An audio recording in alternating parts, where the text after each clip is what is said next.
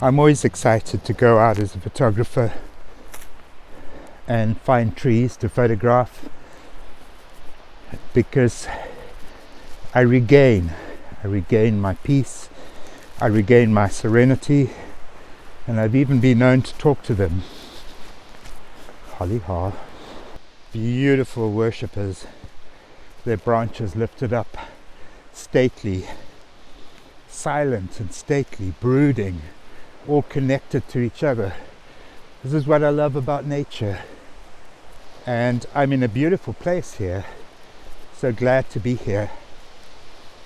And so honored to have this chance of meeting with my friends, the trees.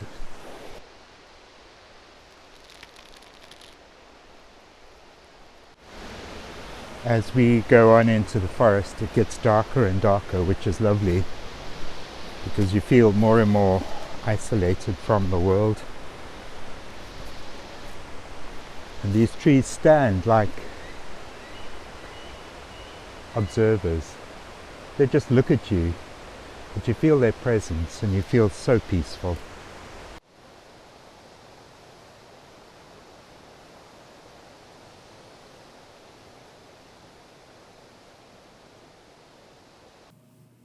Hello, I'm back from my walk in the forest where I talked to many trees and hugged a few, gave them my life story, and I'm feeling refreshed and ready to go. I'm in my little cottage in Sechelt in British Columbia and heading back to Cape Town soon. I found one photograph that I was fairly pleased with. The raw file didn't look good. If you have a look at this raw file, it's pretty dark and pretty busy, but I know that it can be rescued. The reason I liked this was because of these trees, these silver, I think they're silver birches, you may correct me. They form a lovely background to these trees, but the image itself needs quite a bit of editing. The first thing I'm going to do is go to the develop module and crop it so that I know what I'm dealing with. I'm going to pull this handle of the crop tool to about there. I'm going to exclude that narrow tree and pull this handle to about there so that both sides are fairly balanced. I don't need that much sky, so I'm going to pull this down right into the birches and I'm going to pull this up a bit. So with that crop, perhaps a little less there.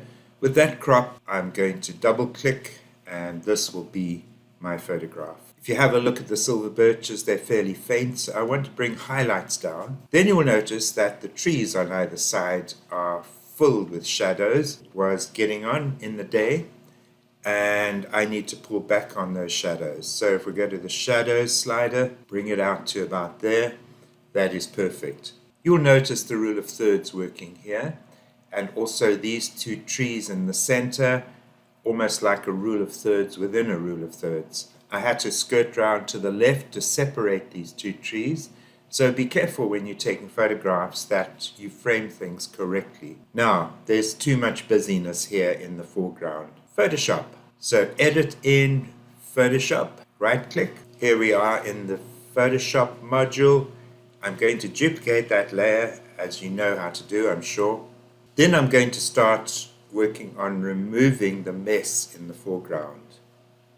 I'm going to use this tool, which is the patch tool, and make sure I'm in content aware and then do it manually. I could do it automatically, but I prefer manual because then I'm in full control. Right, having done that in Photoshop, I'm going to save it, Control or Command S. I'm in Windows, so it's Control, Command is Mac on a Mac machine, and I'm going to go Control Q to quit. But before that, I'm just going to merge these two layers by pressing Shift, Control E, Control S again, and then Control Q. If you're on a Mac, it's not Control, it's Command. So there we have this image back in Lightroom. As you can see, it's looking a lot better, but it needs to be even better. Sometimes green, for me, is a very disturbing color because it is so powerful.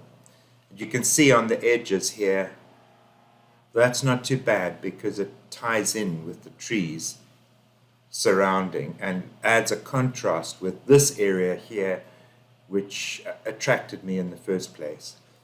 However, this area needs to come out, in my opinion, a little bit more, and so I'm going to go to the radial filter. I'm going to create a shape similar to that area, turn it around a bit, and I'm going to bring the exposure down slightly, just to bring out the details in that area. Same with this, radial filter, down, a few more of the details coming out through underexposing it a bit. Click there to release it, and there is the final picture.